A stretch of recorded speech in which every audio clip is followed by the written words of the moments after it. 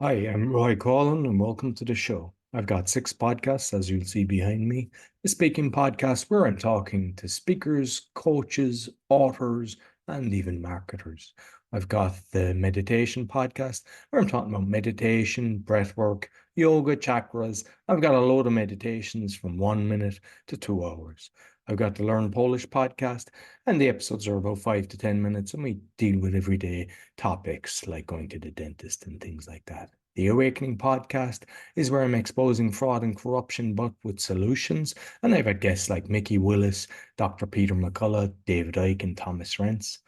The Crypto podcast is where I'm exposing fraud and corruption in the crypto blockchain technology. So, about cryptos and NFTs, but also on the good things and how to invest safely. And finally, the Podfather, which you see there on my t-shirt, the podfather.me, is where I'm helping podcasters either to start a podcast or existing podcasters how to grow their audience. And most of the episodes are short, but they're good tips that will help you improve your show. I also have a store on all of my podcasts, so you can go in. There's some of my products and also some of the affiliates that I do, and that helps me with the show. You'll find everything on bio.link/podcaster. And I'm also helping people start a podcast as well as doing a podcast tour. So you'll find everything on the link there. I'd like to thank my sponsor, DanielPacker.com. He's helping people with fear, doubt, and anxiety. He's got a 90% success rate, and you only pay if he helps you. So be sure to check him out, danielpackard.com. I hope you enjoyed this week's episode. Be sure to comment on the social media and let us know what you think. You don't always have to agree, but as long as it's not abusive, the comment will stay up. Welcome to the Speaking Podcast. You can find all our episodes on speakingpodcast.com. My guest has founded eReleases, that's eReleases.com. 25 years ago, they helped small businesses, authors, and startups increase their visibility and credibility through Tier 1 press release distribution. He lives in Baltimore area, USA. Please welcome Mickie Kennedy. Hi, how are you? I'm very good. I'm very good. So, I mean, you set it up 25 years ago, but I'd like to know a little bit about more like how you actually got into Huh. before you set up the company, your like history of this. Sure. So I was a shy English major and I went to graduate school and got a master's of fine arts in creative writing with an emphasis in poetry. And my game plan was to write poetry and wait tables the rest of my life. And so I did that for the summer after I graduated. And I'll be honest, my back hurt, my ankles hurt. Uh, I felt so I don't know, psychologically scarred at the end of every shift that I wasn't reading or writing. And I just decided I needed to pivot to a safe office job. And so I applied to a few places and I got hired at a telecom research startup in Washington, D.C. And I was employee number three. And they just saw writing on my resume and said, "Hey, you're our press release guy now. Write press releases and send them out to the media." So I wrote some press releases. We faxed at the time because that's what you did 27 years ago. And I would send them out and nothing happened. And I just made it my mission to figure out what I was doing wrong. And I kind of realized that I was, taking little snippets of our data and saying, "Hey, here's the telecom traffic to and from the United States to all these Caribbean countries." And nobody really cared. But the thing I noticed was one of those countries had more telecom traffic than all the other countries combined. And I was like, well, I wonder why that is. So I looked into it, and it turned out at the time it was the center for 1-900 numbers, mostly to the US. You call, and for 50 cents a minute or something, you get your horoscope or other little things like that. You'd get, travel tips and pet psychics and all kinds of stuff.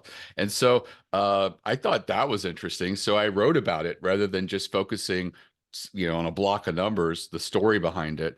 And that really resonated. We got picked up in the Financial Times, The Economist, Wall Street Journal, and Washington Post, as well as some telecom trade publications. And so I just continued to try to find stories and, say, here's the data that supports this interesting story. And the media really responded. And so, um, uh, we were getting picked up all the time, and I felt like, wow, we're getting all these incredible sales. We started selling to investment firms and hedge fund people where we always previously just sold to telecom companies. and telecom analyst. And so, they were looking at this data as like indicators of economic growth in countries and stuff like that. So it was great. And at the same time, as I would do a faxing of 150 journalists, which took hours to program into a fax machine, which only held 100 numbers. So I had to delete them and then program it with the next 50. And I tried to get my boss to buy a second fax machine so I could have one with 100 programmed and 50 in the other, but they were so expensive. He said no. And so I was doing a lot of work of just programming numbers. A journalist, started requesting I email it to him. And that's when the light bulb went off and said, "Oh, email is so much better than faxing."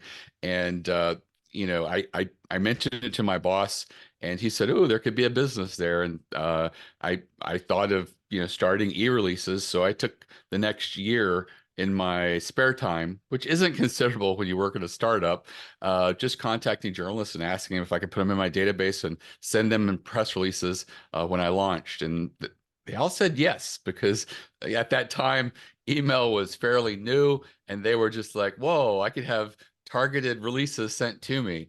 And it was really great. I launched in October of '98.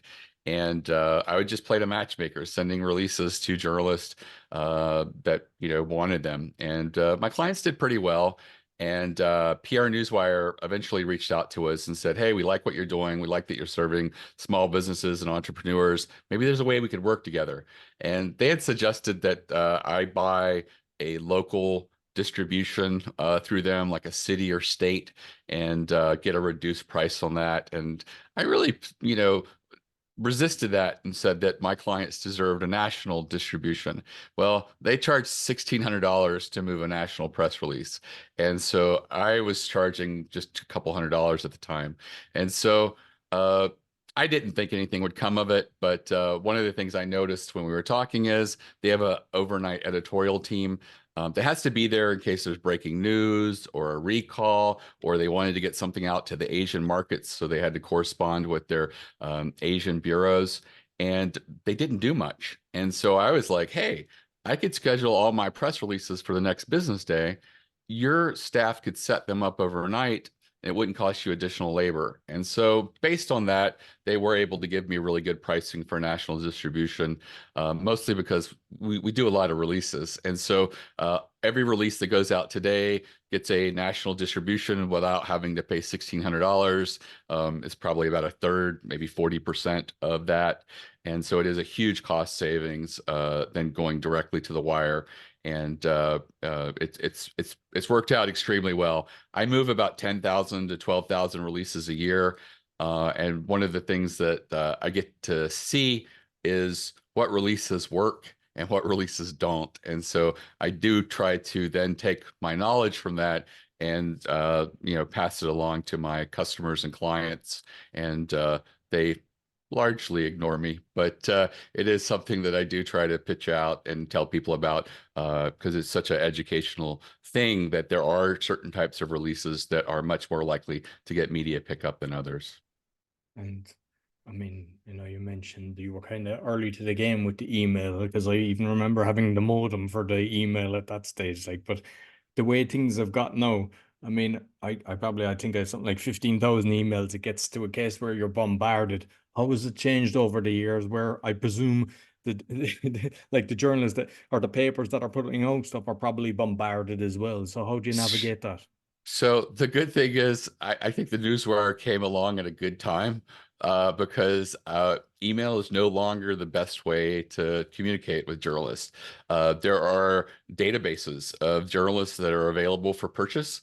And when you have a golf club company that spent $25,000 or $15,000 for one of these databases annually, they feel like, well, we could email the 2,200 people that are interested in golf news, or we could talk ourselves into sending to a lot more. Like, hey, how about these financial analysts and banking journalists? Their clients buy golf clubs, but they don't write news about golf clubs, but they just spam them because they feel like we paid so much, we might as well just email everybody. It doesn't cost anything extra.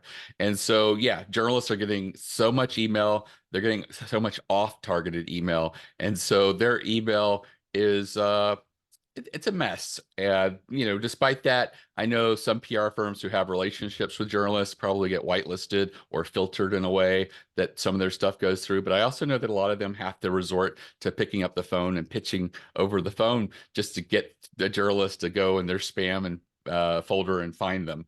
And so it is an unfortunate development and change that's happened over the last 25 years, certainly. And I'm not sure. I think it's called Goldcast. They were doing videos on people that, like, they do like a video that is kind of making them look like they came from here to there.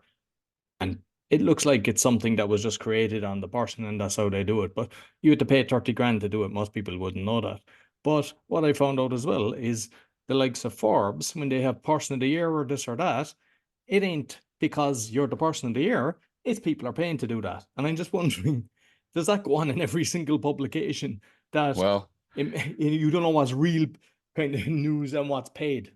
right. So I will be honest. I think Forbes is one of the ones that I think skirts ethical lines. They have these columnists and people who write, and they often advertise that they can talk about a company and get you in an article on Forbes for a fee.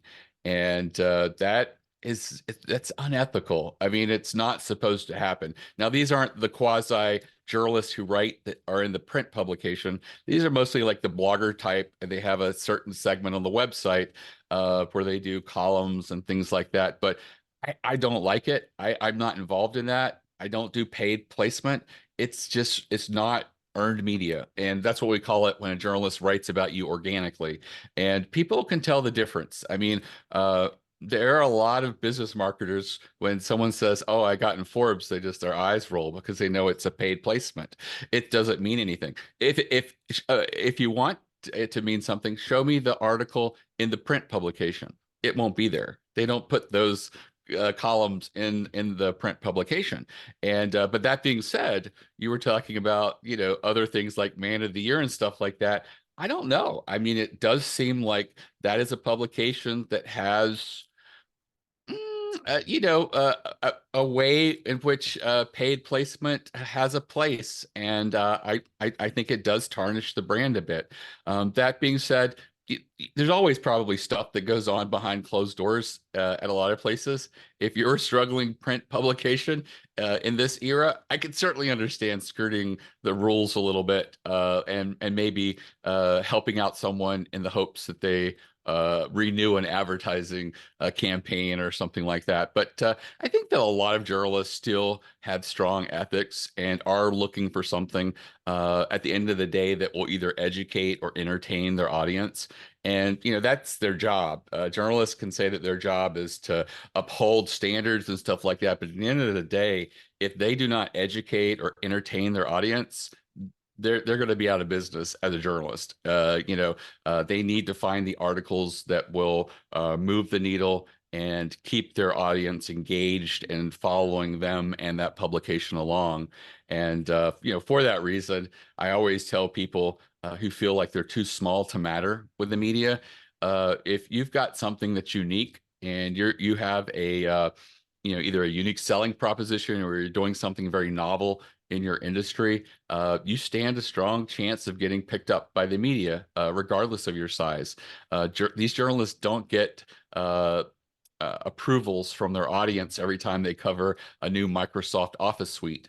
That's just something that they occasionally have to do. But if they pull out a tool that's relevant to the industry of their audience and it's from a small company that no one knows, they're going to get a lot more people saying that was a great discovery because no one knew about it. If they only covered big companies, the truth is their audience wouldn't be very educated and entertained because most people in that industry probably know the big guys. And so it is a matter of putting the spotlight on small and new companies and new businesses and people with new developments. And so for that reason, being small is not a disadvantage. It's probably an advantage to getting the media's attention.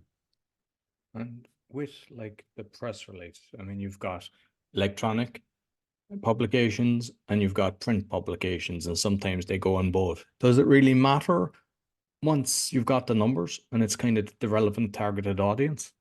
So I don't think it matters. I think that for everybody, you should take the best news you got, the most newsworthy elements you have, and get it out there. And the great thing about The Wire is it reaches everybody. It reaches TV, radio, it reaches traditional print, trade publications, magazines, but even more importantly, it reaches bloggers.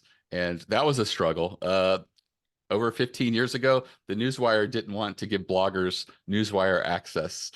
They wanted to restrict it. They could still look at the news publicly, but they couldn't log into the Wire and create a customized feed, which is really valuable. If you're a journalist who's getting spammed and your email is crazy, you could log into the Wire and say, I'm interested in consumer electronics, and then customize your feed by saying exclude stereos or TV or things that you weren't interested in. And so that the feed that you see is very tailored and specific to you. And so they were restricting bloggers access to that at the time. And I remember I gave a pitch to the people at PR Newswire saying, look, you're making a huge mistake here. And I pointed out 3 bloggers who had more traffic than their leading trade publications in web traffic. And a few months later, they reversed themselves. I'd like to think I was a voice in their ear that made them do that. And the funny thing is, now I've discovered that the Newswire gives access to a lot of Instagram influencers, for example, especially in the fashion space, because a lot of people in fashion have really large audiences on Instagram. So there are Instagram influencers that the Newswire's reached out to and given them journalist access. There's a guy I follow on TikTok called Snackalator. And in the US, he does a weekly roundup of new snacks hitting grocery store shelves. And he will just say, hey, from this picture, I can't tell if that's a glaze. This is a picture I got from the press release on the Wire, but I can't wait to try it and see if that truly is a glaze or if that's just a shine on the product and stuff. So he's very candidly saying that he relies on the Wire to get these advance notices of new snacks, and then just does a roundup every week on TikTok. And so where we're getting news is changing, and I'm very be proud that the Newswire is very accepting of a lot of these new media sources, and recognizing that media is changing, and it's great that the Newswire is still very relevant. In the U.S., there's 2 Newswires of press releases. There's PR Newswire, who I work with, and then there's Business Wire.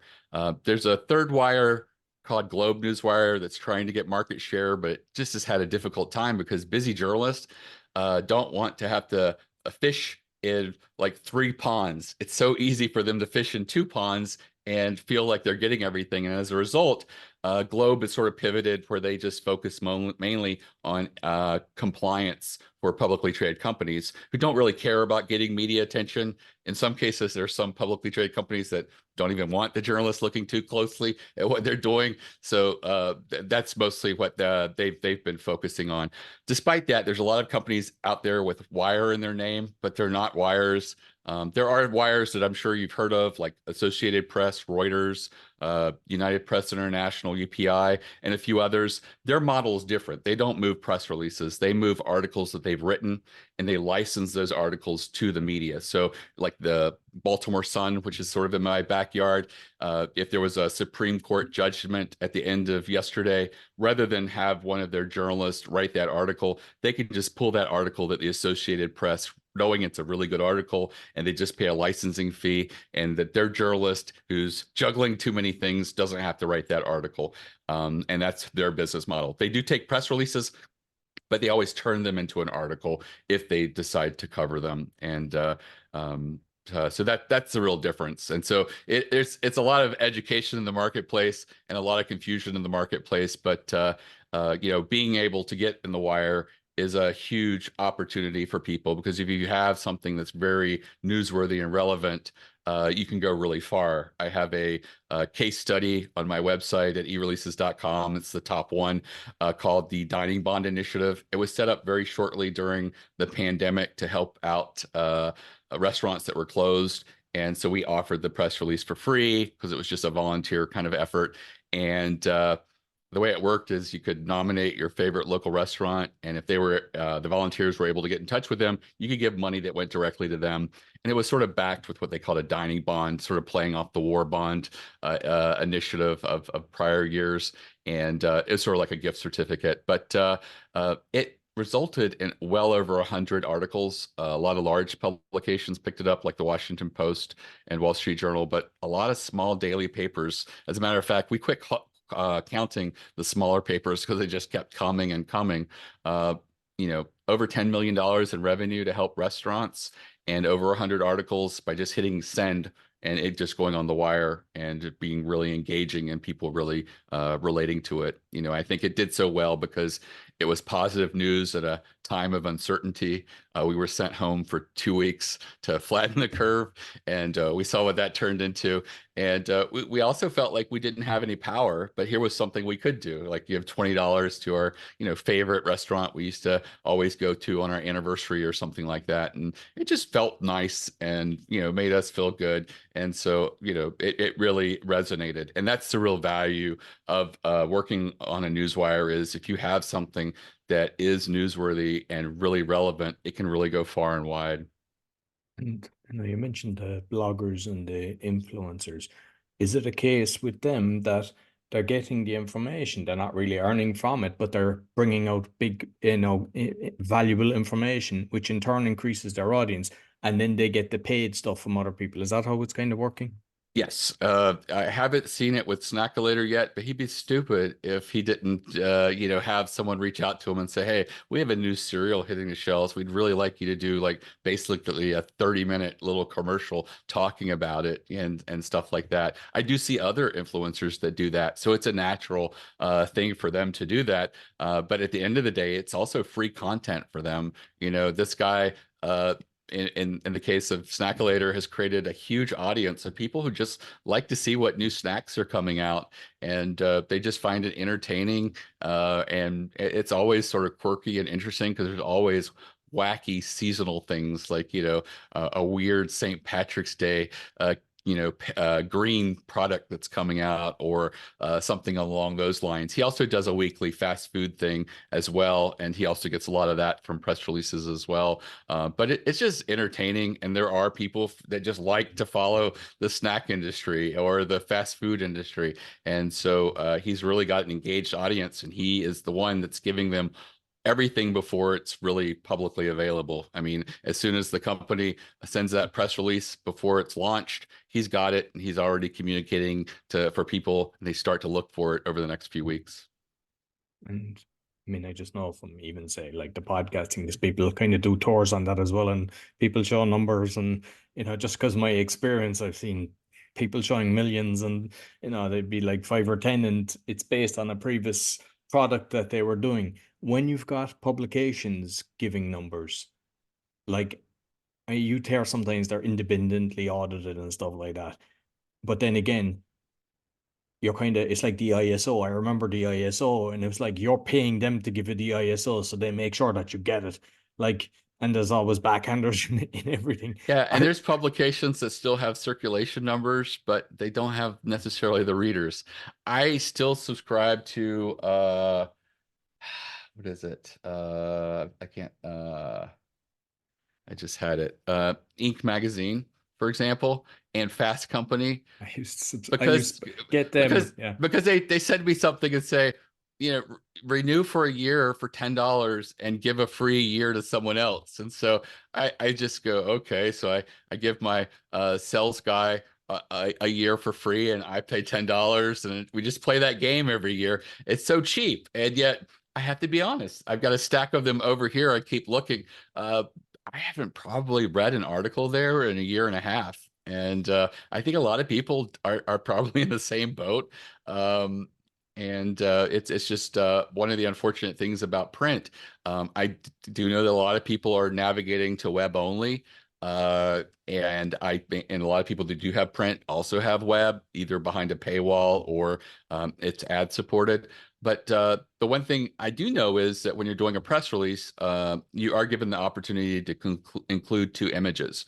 And because people are moving online, it's a huge advantage if you have really good couple of photos. If I'm a journalist looking at two stories and I feel like they'll probably result in a mid-grade article, and I'm trying to figure out which one to go with, I'm going to gravitate toward the ones with good images because I know that my audience online is really going to engage with that, and they're really going to see that article and look at that photo, and they're going to have a more fulfilling experience. And also, a trend I've seen over the 25 years is it used to be these photos had to be very professional, had to, be done by, I don't know, a photographer with high quality photos. If it was a product, it was usually on, I don't know, blue silk or velvet, well lit. And those do not engage people. The ones that people engage with now are more candid shots. So someone in their office actually using your product, and it just looks like someone's aunt, that's going to do way better than the female car models that are all of a certain look, and something like that. So the things that look more natural and more candid are going to do very well. And I think that what's happened over the last 25 years with PR is really great because, you don't have to pay someone for a fancy photo. You can just use really nice candids. And then secondly, you don't have to have the most perfectly written press release. I told someone that when I started, if you had a grammatical error or an error that was like punctuation, well, probably not punctuation as much, but like a misspelling, and it got through the wire because we check our releases, but the wire does as well. But if something slips through 20 some years ago, that was the kiss of death for that release. That release is going nowhere. And now the wire doesn't care, and journalists don't really care. It used to be that the headline always had to be perfect AP title case, which meant that if it's like, the or of, it's not title case. It's just, it's a very idiosyncratic thing. And now if you send something over that's just all initial capped or in some cases all capitalized, the wire will sometimes just send it out, and no one is going to lose their job over it, and you're not going to not get picked up because of it. And I think that that's just a really nice thing that the whole industry has relaxed and said, you know what? We don't really care about things that are perfect. People are, all day long writing back and forth through text, misspelling, and using abbreviations and stuff like that. So we're not fixated on how perfect something is. We're fixated now on what's the message, and I think that's really good that you're being judged for, the newsworthiness of the message and not the perfection behind it. And so I think these are all really good things that sort of democratize, I think, PR quite a bit. Where if you're a small business, one little mistake's not going to trip you up as long as you have a meaningful message that you're trying to share. Yeah, excellent. And I'm just curious because you mentioned the pictures, and for example, I had a guy, and he teaches Krav Maga, and he's been around Europe doing it, so he's famous in Poland, very famous in Poland, and he was on my podcast, and I set up a tripod to take a picture, and I said, "Choke me," and he's like, "What?" I said, "Nobody's going to look at us if we're just standing next to each other." So he put me in a chokehold, and it just took off, like got a load of downloads and everything. And I'm just wondering, not when it's a product, but when it's a person. Does something like that kind of crazy, something that's like not just Yes. normal standing there work good in PR? Yes, anything that engages people, that shows action or drama or gets people to go, whoa, what's going on here? And they want to read more to find out the context. That works really well. You don't want to go all the way to a complete PR stunt, but it's kind of hard to do with pictures. So yeah, I think that all of that works really well. It probably did very well with you because of just that. People are like, what the heck's going on here? And we have to do a second take, and then we like to read or learn more, maybe listen to the podcast or whatever to get some more context. And so Yeah, that's the way we work. That's the way we are with humanity. We're curious creatures, and if someone piques our curiosity, we want to read more. The backlash of that is the headlines that a lot of people do that are just fake outs. The ones that will tell you something that just isn't really true. It's like I saw one recently about is it J.K. Rowling may lose Harry Potter empire. And it was an article that just said that I think Universal is tired of all of her oversight and are looking to consider giving her an offer just to buy everything from her for like 40 some billion dollars. It's like that doesn't seem like someone who's going to lose their empire. It seems like someone who's going to be the probably one of the richest people in the world. And yet that headline kind of got people in a way that I didn't think was very genuine. Probably worked though, probably got a lot of readers, but for me, it kind of rubbed me a little wrong. And I do see a lot of Kind of people, clickbait stuff, really, yeah, isn't it? clickbait headlines. I'm not a fan of. But that being said, there's something to learn from them. Is there a way that you can uh, tell your headline in a way that's really captivating and it doesn't feel like a gotcha once someone starts reading the article? That's actually harder to do than the clickbaity headlines, and I think that's why so many people just revert to the easy clickbait headlines. But I think that already people are beginning to just tune them out. Just like they do with ads. And so I think that you really have to balance that a little bit better and try to dig in there and find a way that's more genuine and tells more alignment with what's going on in the story. Okay. So you may take me through the process. So just say, somebody's got, say, a coaching service.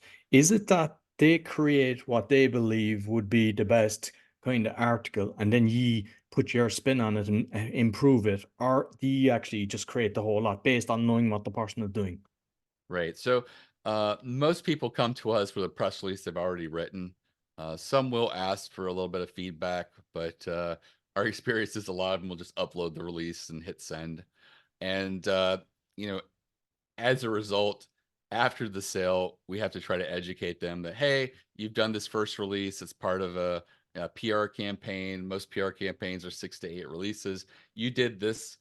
Maybe you should consider these other types of releases that are more strategic. And that's where I try to educate them going forward. It's a little bit harder to educate them when they've already got a finished release that they're proud of, and they really just want to get it out as soon as possible. And it's also difficult to get them to really redraft the entire release because they're so generally wedded to it and they feel like, let's see what this one does first. And so as a result, a lot of the releases that we get initially don't do very well, and we then go about trying to show them the opportunities that exist that are a little bit more newsworthy. The most popular press release that we probably get, it's probably tied with product launches, is a new hire. And generally, if that new hire is not a new company executive or an industry veteran, it's probably not going to result in very much. And so I tell people, hey, rather than spend a few $100s to send that over the wire, maybe just send it to your local paper. They have a on the move section usually.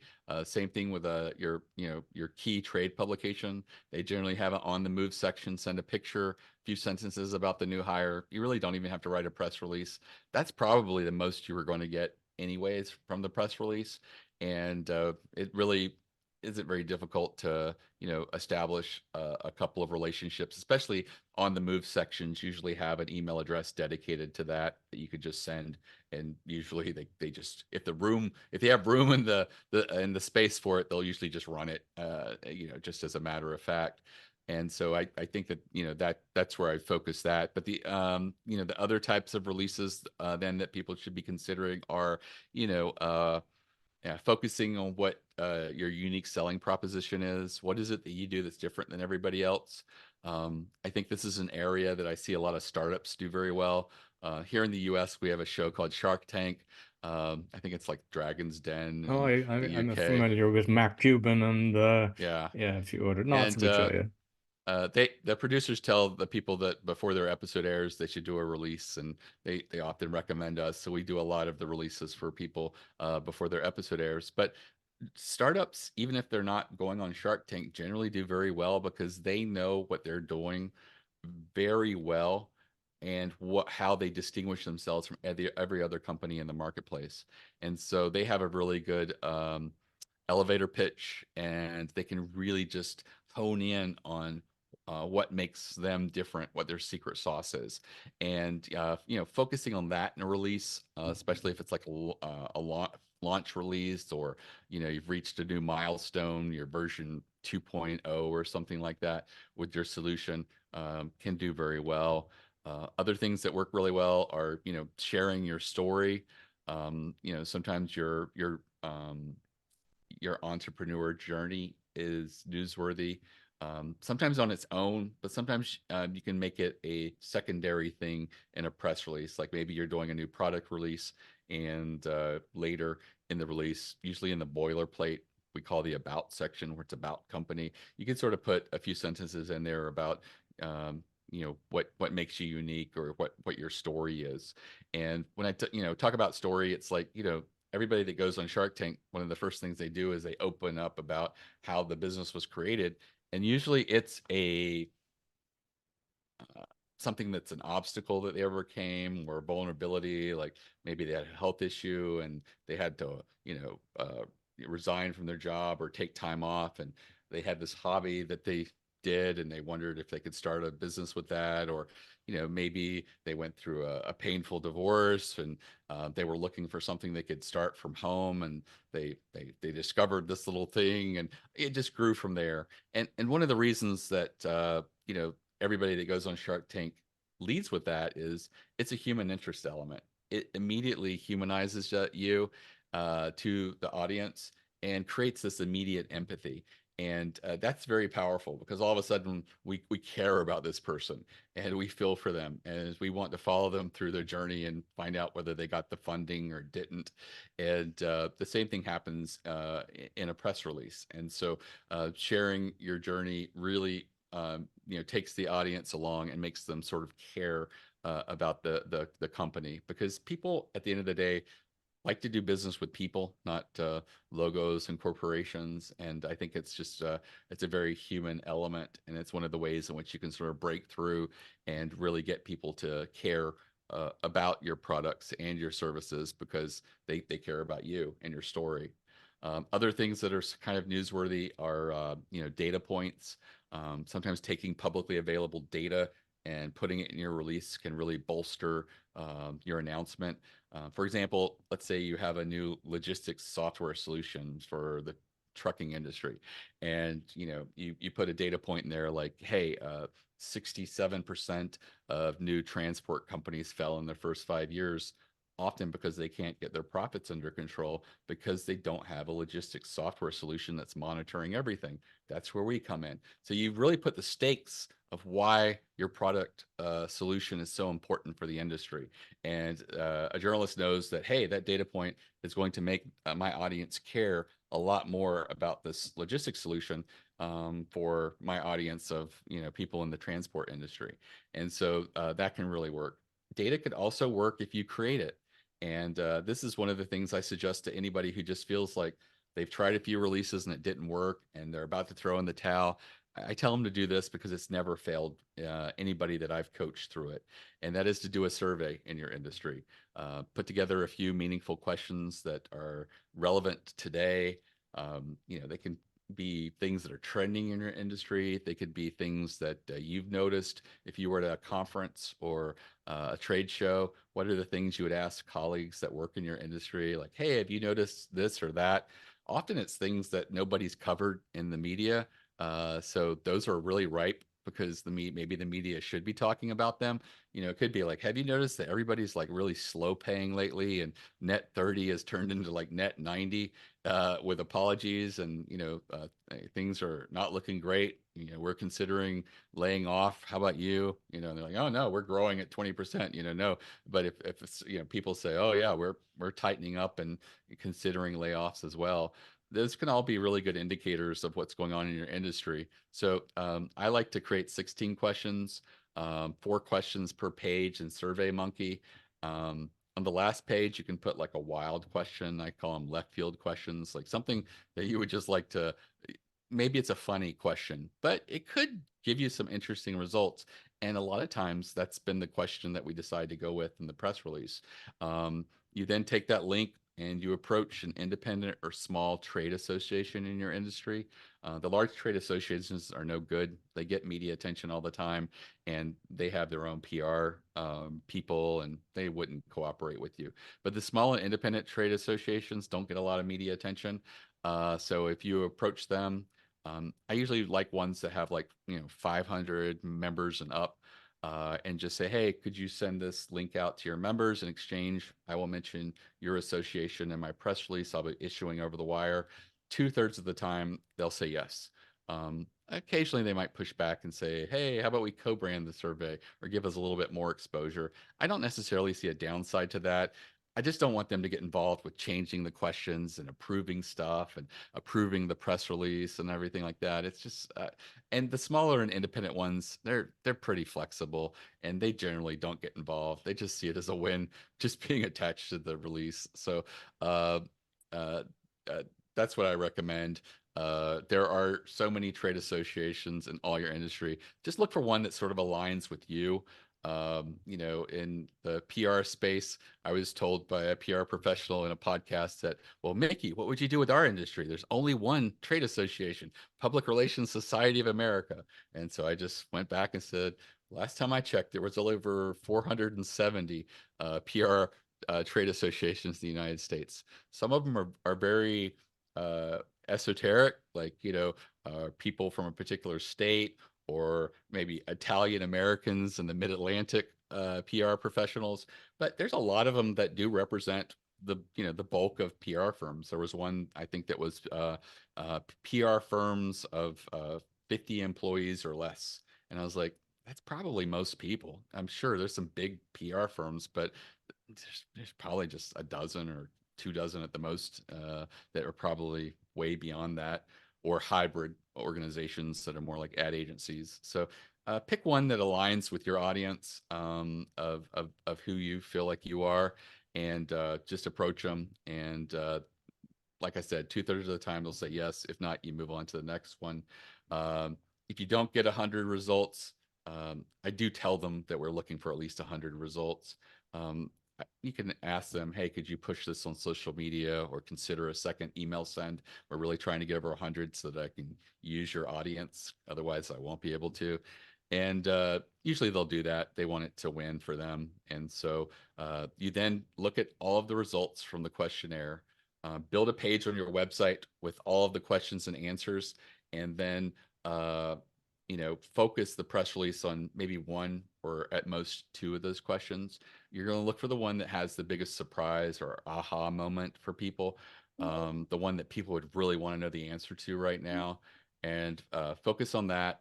Put some analysis in there of why you felt that the numbers skewed a particular way, usually within a quote by you, and make that quote sort of be really strong. And by that, it could be the way that you speak. It's very colorful or creative, or it could just be that you've paraphrased it so powerfully and said it so succinctly that it stands as like, whoa, this is a really strong quote. And then you're going to, send that out to the media, include the link to all the questions and answers. And generally, when someone I coach through that, the least they usually get is 4 earned media articles, but most often it's usually 8 or more articles as a result of that, just sending out that one release. And those are the types of things that you can do that are very strategic that anyone can do. I had a local auto repair shop in Pennsylvania that their only goal was to get automotive industry links to them. And they had a new website. Their old one, they lost the domain. And so they were really looking for authoritative links in their industry. And so we did that. The left field question we asked was what was the strangest thing a customer left in their car while being repaired? and it wasn't statistically relevant because no one wrote the same thing.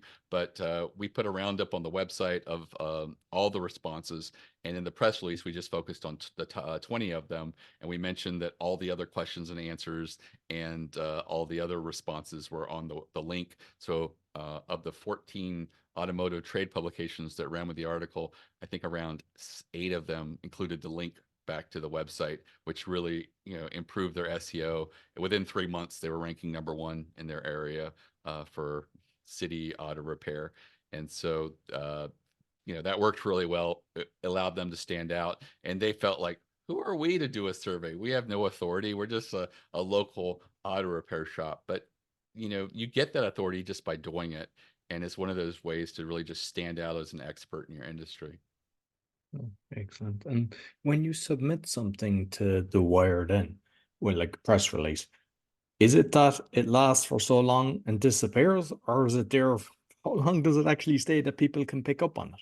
So with the wire, it stays permanently on the back end. So if you're a journalist and you have a login, you can go in and do research and searches, and you can pull up releases going back, a decade or more.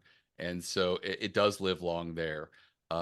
In the feed that comes up, it sort of just does go by pretty fast. So uh, it generally, with most people, if it's not a monthly magazine, you generally will notice most of the articles that are immediately going to happen are within a week or two, maybe 3 or 4 weeks at the most.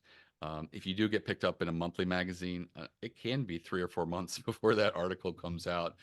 So that's just one thing to be mindful of. I get a lot of releases from people who are wanting to get into women's magazines in particular, selling cosmetics and products for the end of the year holidays, and they send them in November. And I'm like, do you not see the January issue already on the stands right now?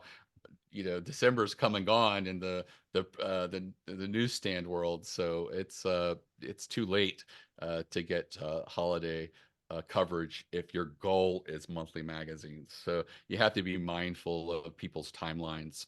Newspapers and a lot of your weeklies are, probably less than a month. And the monthlies are the ones that, if you are solely targeting the monthlies, you probably do need to give them 3, 4 months out.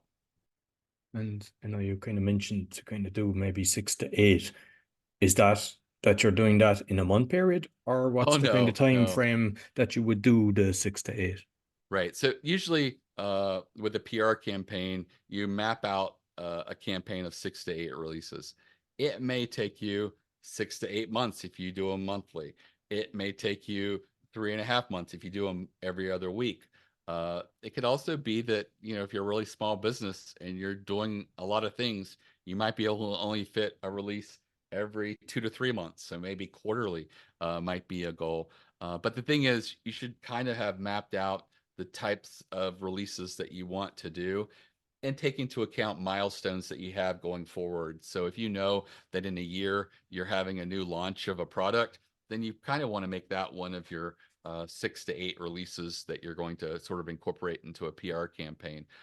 But generally, 6 to 8 is a good measurement to sort of look back at and say, which of these releases resonated and resulted in earned media, and learn from that. In some cases, you can say, is there a way to take that message that really resonated and worked and maybe tweak it or update it or put a different spin on it? We did releases for a carpet company in New Jersey. Can't think of a more non-newsworthy business. And they came to me and said, we have a yearly budget to do a press release a month. And I just said, I think this is a waste of your money. And I said, you're a local carpet company. So we took their money for 4 months and nothing happened. So we were doing a brainstorm session and trying to figure out, how am I going to crack this nut? And I asked them, were they open to any type of media, including trade publications? And they said yes. As a matter of fact, they really wanted trade publications. And I'm like, you do realize none of your customers read trade publications? They said, that's not a problem. We just wanted to get that credibility from being in trade publications. So I had discovered that their biggest enemy wasn't like Rex's Rug Emporium across the street. It was the big box home improvement stores. Here in the US, it's predominantly Home Depot and Lowe's. And they told me why that industry is so bad for the carpet industry. And so we built a press release, sort of a David versus Goliath, and talked about how bad these big box home improvement stores were for the industry, and how difficult it is as a local carpet business to compete against a billion-dollar giant. And so we sent that release out, and it got picked up in over 10 floor trade publications. And we continued to use that same angle. It was not the same release, but it was tweaked differently. It was like, uh, you know, uh, how as a local carpet company do you distinguish the fact that the big box home improvement stores will call anyone on that's licensed in the state and ask if they're interested in installing carpet. And so that was another release, and they really do that. They look at the people who are licensed in the state, have a home improvement license, and call them and say, hey, we have a job tomorrow to put 2,400 square feet of carpet in a home. Are you available? And if I'm a roofer who's never installed carpet and they just called me and I don't have any work, I'm going to go to YouTube tonight and try to figure out how to install carpet. And as a result, people are going to get carpet that's going to need to be restretched in a couple of years. Maybe the seams are a bit more noticeable than they should be. And it's just not a great experience for most people. And so we just continued to sort of milk the horror stories and the problems of these big box home improvement stores. And at the end of the year of working with them, they had over, I think, 30 clips. Mostly were from floor trade publications, but it also included New Jersey Magazine, which was a really great magazine for them, and their local paper. And they put them all in what they called a brag book. And every time they went to someone's home and gave them a quote on a carpet install, they would say, hey, we're not going to come in as the cheapest, but here we are in Floor Trade Weekly, here we are in this publication, here we are in New Jersey Magazine, the local newspaper. I guarantee you that anybody else that comes and gives you a quote isn't going to have the experience that we have and the industry recognition that we have. And so all of a sudden that homeowner is like, they're $400 more, but I feel very comfortable with them. Because there's this, when you get earned media, it's almost like social proof. It's a signal of trust. It really is a huge credibility, even though the people didn't read the articles. They just saw the headlines and the mention of them in it. And that was all they needed to get that sea of trust radius that happens from earned media. They started converting about 17% more of these at-home consultations where they give them a quote. And that just moved the needle so strongly in their business. Almost one out of every 5 sales that they were previously losing, they were now winning. And so it really was a huge boon to their business, and really shows the power of media, that people recognize that when a lot of people write about you, it is a signal that you are credible. You have that third party corroboration that is a signal of trust. And I think online testimonials, have fatigued in a way that ads have. But I think that earned media, when a journalist that it's an outlet you respect, it really does send a signal that this is a company I should consider working with. And I mean, kind of following up for that, because you see people, if they were on Wall Street Journal and all these different things, they have it on their website, which looks good. You're going, okay, he must be good if he's on that. That's kind of two-part question. One, should you have the link that when you click on, say, the Wall Street Journal, that it brings you to where the article was? And two, do you encourage people then, when they get published in Forbes or whatever, these different things, that they post it on their own social media for, hey, look at me? Yes. So to the first question, yes, in the context of the logos, they're much more powerful if people read the article. So I do recommend linking to them. One thing is, sometimes these articles disappear. It seems like every time a publication changes their CMS, content management system, they throw out the old articles and start new, rather than try to port them over to the new. So stuff disappears. That's why when people get articles, I always tell them, save them. Take screenshots. There's great extensions in Chrome that you can take the whole page, beautiful screenshot, and it'll save it as an image or a PDF. I say save them as both. then take the actual link to the article while it's still alive, share it on your social media, share it in your email newsletters, share it in your email pipeline to leads.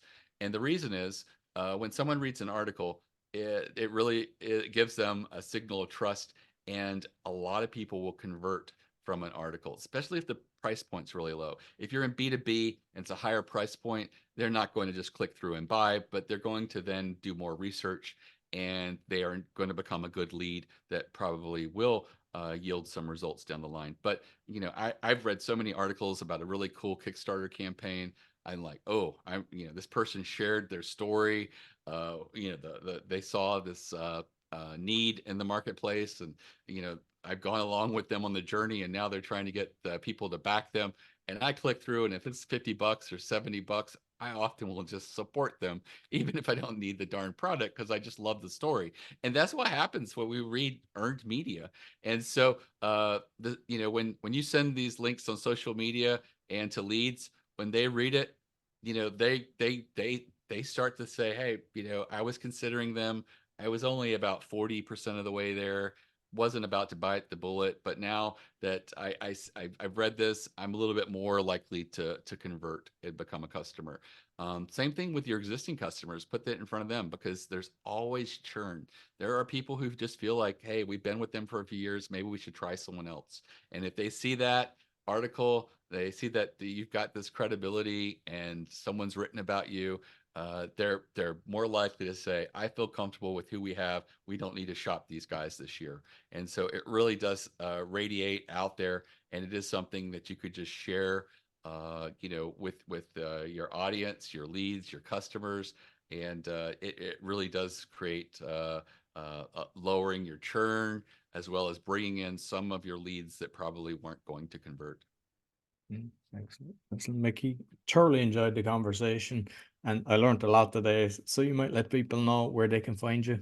Sure. So the website's ereleases.com, and I've talked a little bit about strategic types of releases. I have an hour masterclass. It's just an hour-long video. That's It's the a great place. eight-step one, yeah? Yep. And That's it's a great, fantastic. I watched that today. I uh, highly encourage everybody to go in and look at that. And you give a load of resources for that, the slides and everything. It's very well done. thank you. Thank you. That's at ereleases.com/plan, PLAN. And again, it's completely free. My goal is to get people to do better releases, because I know that they'll have more engagement and better success, and they'll stick to it longer and consider it more going forward. So, great place for you to begin. Like I said, it's completely free. And if you have any questions, feel free to go to our website, ereleases.com. You can chat, email, or call my office. There's no salespeople. There's no sales commissions. I only employ editors, and their job is just to give good customer service. And even if you want them to just take a look at a release that you've written or are considering, you can ask them. And if it's a whole release, allow 1 to 2 business days for them to get back to you.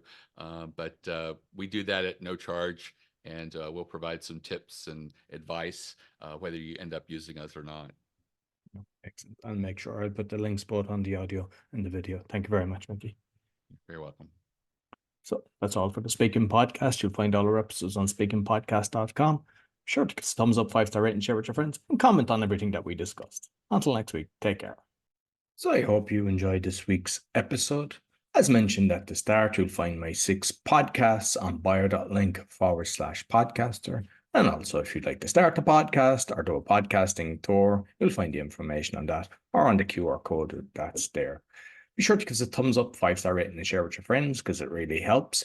And also, I'd like to thank DanielPackard.com, helping people with fear, doubt, and anxiety. He's got a 90% success rate, and he's only charging if he helps you. So be sure to check him out, and you get a free call to discuss everything. Until next week, take care.